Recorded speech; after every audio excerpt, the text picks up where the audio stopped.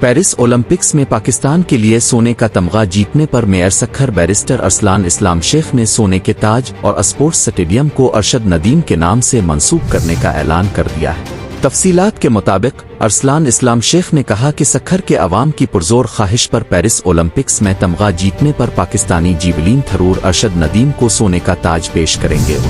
ने कहा कि ओलंपिक्स में पाकिस्तान के लिए सोने का तमगा जीतने पर सखर में जेर तामीर न्यू स्पोर्ट्स स्टेडियम को भी अरशद नदीम स्टेडियम के नाम से मंसूब करने का फैसला किया है।